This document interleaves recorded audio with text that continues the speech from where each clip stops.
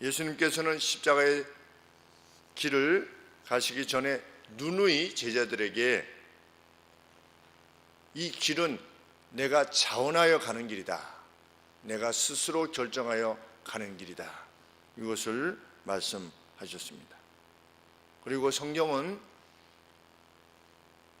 예수님께서 오시기 전 수백 년 전에, 700년 전에 이사야를 비롯해서 수백 년 전에 메시아가 가실 길, 주의 종이 가실 길을 미리 밝히심으로 그 길이 어쩔 수 없어서 가는 길이 아니라 미리 정하여 주신 그 길을 가는 것임을 그렇게도 분명히 밝히셨습니다.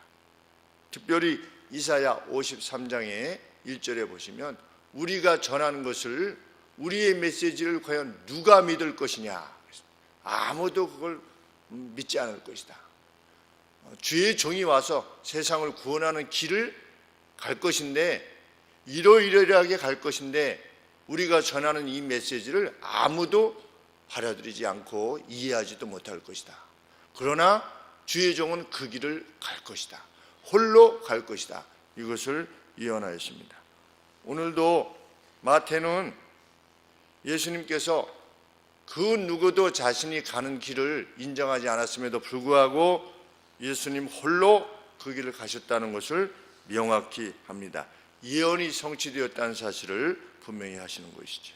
그래서 계속해서 27절부터 예수님께서 세상으로부터 모욕당하시고 메시아에 관계되어진 모든 예언의 말씀대로 감에도 불구하고 그들이 그것을 받아들이지 않았고 믿지 않았다는 사실을 드러내주고 있습니다. 27절에 보시면 총독의 군병들, 이방의 군사들이 예수님을 모욕했습니다. 옷을 벗기고 홍포를 입히며 가시면류관을 엮어서 그의 머리 위에 쓰고 있었습니다. 그리고 이렇게 조롱했습니다. 유대인의 왕이여 평안할지어다. 네가 유대인의 왕이라며 평안할지어다. 그에게 침을 뱉었습니다. 우리 이사야 선지자의 내용을 기억하시지요? 침을 뱉어도 그 얼굴을 가리지 않아야 했다 라고 하는 말씀을 기억합니다. 갈대를 빼앗아 그의 머리를 치더라. 이방인으로부터 모욕을 당했습니다.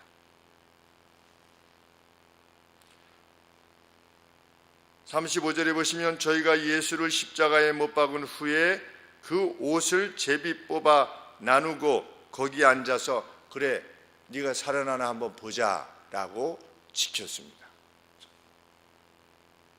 그리고 그 머리 위에는 유대인의 왕이라, 자칭 유대인의 왕이라 라고 하는 것을 조롱하기 위해서 그러한 죄패를 붙여놓았습니다.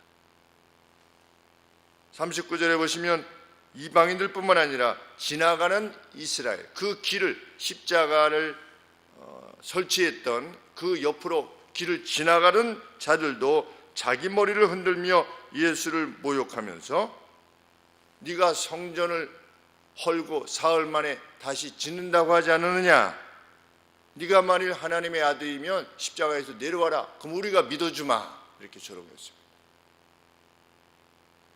로마의 병사들이 조롱했고 이스라엘 사람들이 조롱했고 41절에 대제사장들과 서기관들과 장로들도 함께 희롱하여 가로되 저가 남은 구원하였을 때 자기는 구원할 수 없도다.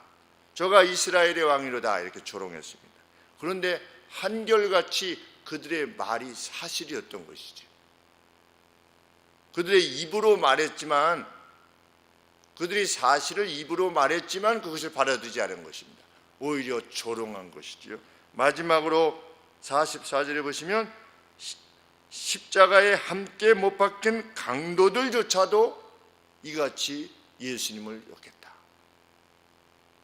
종교 지도자들뿐만 아니라 이방인들뿐만 아니라 심지어는 죄인 중에 괴수였던 십자가의 강도를 비롯한 이들로부터도 모욕을 당하셨다. 우리가 전한 메시지를 누가 믿겠느냐라고 하는 이사야의 예언이 성취되었다는 것입니다. 그 누구도 예수님이 가신 길에 대한 가치를 믿지 않을 것이다 라고 하는 말씀 그대로 예수님은 그 길을 가신 것입니다.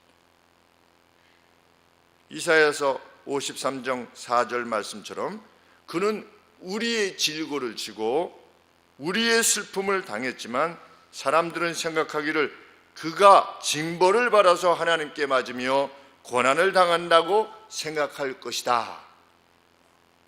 훗날 700년 뒤에 예수님이 인류의 질고를 지고 인류의 슬픔을 당하기를 위해서 십자가에 돌아가실 것이지만 그들은 지가 잘못해서 지금 죽고 있는 것이다 라고 그렇게 생각할 것이다 라고 예언하였는데 바로 그대로의 예언이 이루어졌다는 것이죠. 그럼에도 불구하고 예수님은 사람들이 자신이 가시는 길을 아무도 이해해 주지 않았음에도 불구하고 그 길을 가셨노라. 이 성경의 가르침입니다. 보통은 의로운 길을 갈 때에 누가 격려하고 위로하고 함께 하고자 하는 이들이 있을 때 갑니다. 그러나 자신의 가는 길이 그 누구에 의해서도 응원받지 못할 때는 그 길을 가지 않는 것이죠. 그러나 예수님은 그 길을 가셨다. 예수님의 슬픔을 표현하는 내용이 엘리 엘리 라마 사박타니 나의 하나님 어찌하여 나를 버리셨나이까 라는 말로 표현되어지는데 예수님은 그 버림받는 길을 가셨다는 것이죠. 우리 주일 설교 말씀대로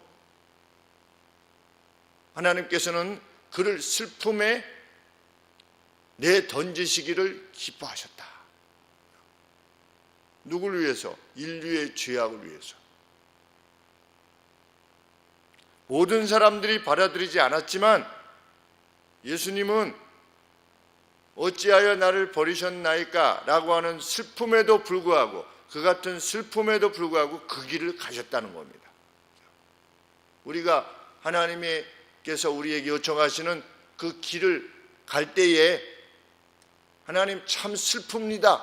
그렇지만 하나님께서 주신 그 의롭고 선한 길을 가는 길에 대해서 돌아서지 아니하고 그래도 하나님 저는 이 길을 갈 겁니다. 그리고 가는 것과 비슷한 거죠. 오늘 예수님 믿는 사람들이 선하고 아름다운 길을 갈 때 직면하게 되는 그 슬픔, 모욕 이런 것에 있어서 우리가 뒤로 물러서지 않고 하나님 그래도 내가 하나님 백성입니다. 그래도 나는 이 길을 갑니다 라고 해서 용기를 내어 가는 것과 다를 바가 없습니다. 예수님은 왜 어찌하여 나를 버리셨나이까 라고 하는 이 슬픔의 고백을 하면서도 그 길을 가셨는가? 엘리 엘리 나바 사박타니 이 시편 22편 1절 말씀입니다. 메시아 시입니다. 그 시편 22편은 나의 하나님 어찌하여 나를 버리셨나이까 라고 시작하지만 훗날 후에 내가 주의 이름을 형제에게 선포하고 회중에서 주를 찬송할 것이다.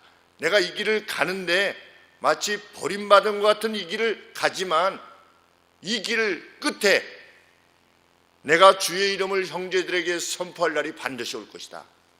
그리고 결과적으로 회중 가운데 여호와 나의 아버지를 높이게 될 것이다 라고 하는 것이 시편 22편의 결론인데 예수님께서 어찌하여 나를 버리셨나이까 라고 하셨던 것은 원망이 아니라 그 뒤에 있는 승리를 말씀하시는 것입니다.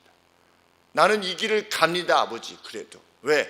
내가 회중 가운데 아버지를 높일 날이 반드시 올 것이라는 것을 내가 믿기 때문에 이 길을 가는 것입니다 라고 하는 슬픔 가운데서도의 어떤 담대함, 소망을 외치신 것입니다. 그렇기 때문에 그 자신을, 그의 영혼을 내어주신 것이지요.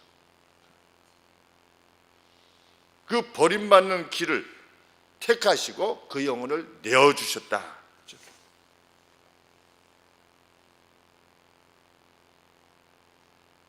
50절 말씀에 예수께서 다시 크게 소리 지르시고 영혼을 내어주셨다.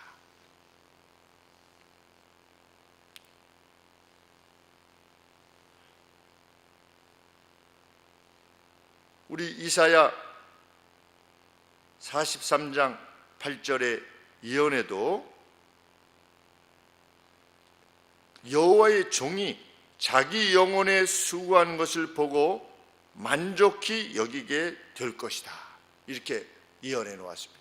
자기 영혼이 수고한, 십자가에서 달려 죽으시는 그 모든 수고, 이 땅에 오셔서 3년간 행하셨던 그 모든 수고, 십자가에 달려 돌아가시는 그 고난, 이것의 열매를 보고 만족해 하실 것이다.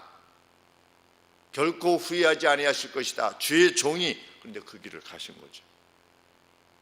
그런데 성경은 과연 주님의 확신대로 죄 없으신 주님이 자기 영혼을 내어주신 직후 예수님께서 기대하셨던 그 변화가 시작하였다, 이것을 기록합니다. 그리고 그 변화가 누구로부터 시작하였다? 예수님을 방금 전같이 모욕했던 백부장과 그를 지키던 자들로부터 그 변화가 시작되었다라고 기록해 놓는 것입니다. 54절에 백부장과 및 함께 예수를 지키던 자들이 지진과 그 되는 일들을 보고 심히 두려워하여 가로되 이는 진실로 하나님의 아들이었도다. 예수님의 십자가의 사건 직후 예수님께서 의도하셨던 심령들의 변화, 이것이 시작되었다라고 하는 것을 가르쳐 주는 것이죠. 자기 영혼에 수고하는 것을 보고 만족할 것이다 라고 하시는 그런 말씀처럼 예수님께서 의도하시는 바가 이루어지기 시작했다는 것입니다.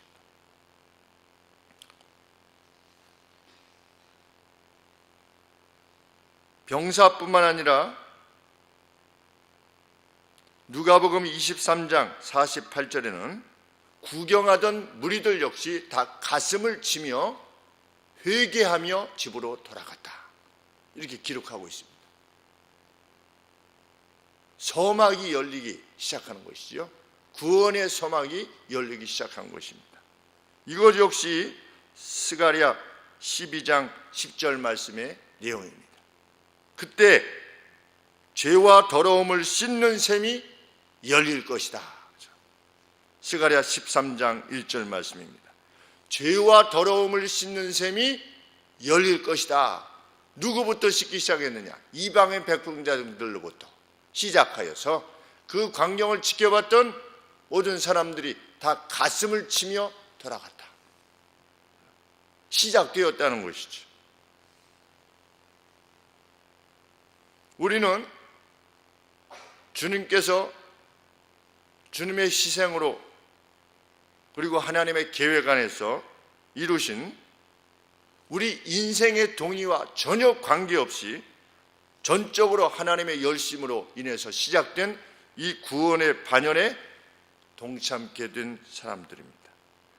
그렇게 회개를 시작한 무리들의 연장선상에서 이 구원의 부르심에 동참하게 된 것입니다. 얼마나 기쁘고 감사한 일인지 알 수 없는 것입니다.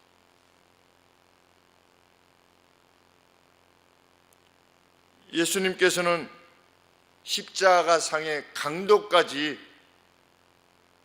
구원하시던 그 모습에서 보듯이 한 영혼이라도 잃어버리지 않기를 원하셨습니다. 마지막 죽음의 순간까지 한 영혼이라도, 한 씨앗 하나라도 남기지 않고 하나님이 당신에게 주신, 예수 그리스도께 주신 그 영혼을 한 명이라도 내가 잃어버리지 않기 위해서 내가 힘썼노라, 예수님께서 그렇게 고백하셨지요. 그렇게 기도하셨습니다. 아버지께서 내게 주신 영혼을 한 영혼이라도 잃어버리지 아니할 것이다. 과연 십자가 상에서 회개했던 강도까지 구원하실 정도로 예수님은 수확하기를 원하셨습니다. 마지막 순간까지. 그리고 죽음 이후에 그 일이 시작되었고 예수님은 지금도 추수를 계속하고 계시는 것인데 그들 가운데 우리가 있게 된 것입니다. 전적으로 주님의 사랑이 낳은 결과이다. 구약의 선지자는 이것이 그 누구의 동의에 관계없이 전적으로 하나님의 열심으로 이루어질 것이다 그랬는데 하나님의 열심으로 이루어진 것입니다. 예수님께서 베드로에게 네가 닭 울기 전에 3번 나를 부인할 것이다 라고 말씀하신 것도 내가 이 의도하는 길을 가는 것이다.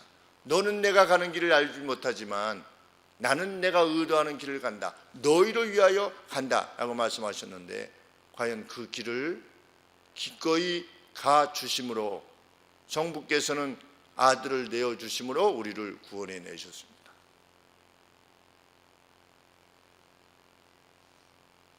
여전히 오늘도 세상은 죄와 사망을 논하는 이 복음의 도를 멸시하면서 마치 십자가상에서 내려오면 너희를 인정해 주겠다는 태도로 복음을 멸시하고 교회를 멸시합니다. 그들은 그날 심판을 견디지 못할 것입니다. 요한계시록의 말씀 그대로 우리 위에 떨어져 보좌에 앉으신 이의 낮에서와 어린 양의 진노에서 우리를 가리우라. 산을 보면서 우리 위에 떨어져서 보좌에 앉으신 이의 낮에서와 어린 양의 진노에서 우리를 가리우라 하게 될 날이 반드시 올 것입니다. 왜냐하면 하나님께서는 말씀하신 미래사를 반드시 이루시는 분이시기 때문입니다.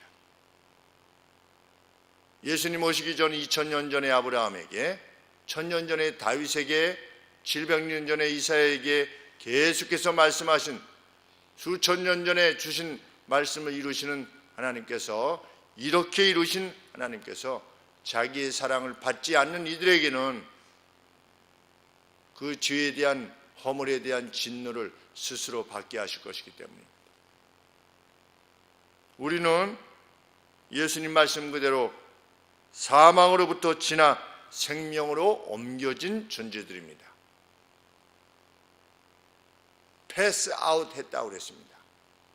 지나서 어디로 갔느냐? 생명으로 갔다. 아웃 오브 데스 그랬습니다. 죽음으로부터 나와서 지나가서 어디로 갔느냐? 생명으로 이미 너희가 갔다. 나를 믿는 자는 이미 옮겼다라고 말씀하셨습니다. 생명을 내어주신 주님의 전적인 은혜로 그분의 열심으로 이루어진 것을 마음껏 감사해야 하는, 우리가 정말 예수 그리스도의 이름이 우리 안에 있다는 것. 어제 어떤 목사님이 그런 말씀을 하셨습니다. 다른 목사님이 하신 말씀을 핵폭탄으로 남한에 떨어지게 되면 그 핵폭탄 떨어진 대로 가야 될 것 같다. 바로 주님한테 갈 거니까.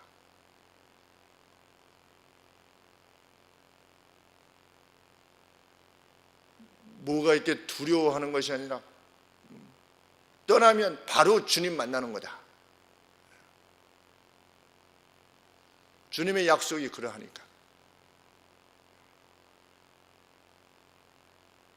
우리가 주님을 만나지 않고 죽음에 이르게 되었다면 많은 사람들이 죽음에 이를 때 좌절하고 땅에 묻을 때 좌절의 통곡을 하는 것처럼 참 좌절과 두려움으로 세상을 떠날 것이지만 오늘 우리는 이곳과 저곳이 멀지 않다는 것을 알며 바다도 죽은 자의 몸을 다시금 내어줄 날이 있다는 것을 우리 함께 확신하면서 삽니다. 이 사실만으로도 우리는 전적으로 주의 은혜를 입은 자로서의 어떤 표징인 줄 믿습니다. 하나님께서 거저 주신 주님에 의하여 우리가 이러한 날을 살게 되었다는 것이 참 앞으로 우리의 생애를 또 살아감에 있어서 저희들 역시 주님의 십자가를 지고 사랑과 의로움과 진실함을 위해서 참 그날의 승리를 함께 믿고 확신하며 담대히 함께 나가는 저희 인생이 되기를 하나님 앞에 소원하게 됩니다. 기도하겠습니다. 말씀대로 이루신 주님, 하나님의 열심으로 하나님의 희생으로 이 모든 것을 이루신 후에 우리로 그 잔치에 참여할 것을 요청하신 주님,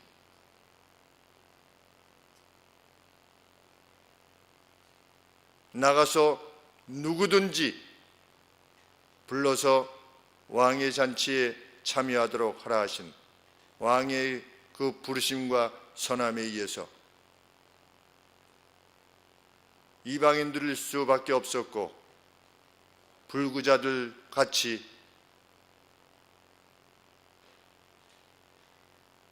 참 아무런 가치가 없었던, 그리고 여전히 그 가치로부터도 가깝지 못한 저희들을 주님께서 불러주셨사오니 감사와 영광을 돌려옵나이다. 예수 그리스도의 은혜를 깨달으면 깨달을수록 죄인 중에 괴수라고 하는 아버지 그런 고백을 남길 수밖에 없는 저희들이지만 주의 전적인 은혜로 말미암아 하나님의 자녀가 되는 권세를 지니게 되었습니다. 아버지, 이 은혜로 저희들 남은 생애를 살 수 있게 하여 주옵소서. 은혜 받은 자답게 하나님을 마음과 뜻과 정성을 다해서 사랑하게 하시고 주님 우리에게 의도하신 바 그대로 은혜 받은 자답게 그 사랑을 입은 자답게 이웃을 우리 자신의 몸과 같이 여기며 참으로 살아가게 하여 주시옵소서. 그 사랑이 우리 입술에만 있지 아니하도록 인도하여 주시고 우리의 삶에 충만케 하여 주옵소서. 그 길 갈 때 힘들면 주님의 십자가를 바라보게 하여 주옵소서. 승리를 확신하며 나아갔던 것처럼 저희도 승리를 확신하며 주님이 요청하시는 그 거룩한 길 갈 수 있도록 도와주옵소서. 우리의 삶으로 세상에 주님의 은혜스러우심이 어떤 것인가를 드러내게 하여 주시옵기를 간절히 소원합니다. 하나님, 이제 부활의 주일까지 아버지 저희들이 이 말씀을 묵상해 나갈 때, 길을 걸을 때, 하늘을 바라볼 때 하나님 큰 은혜로 함께하여 주시옵소서. 이제는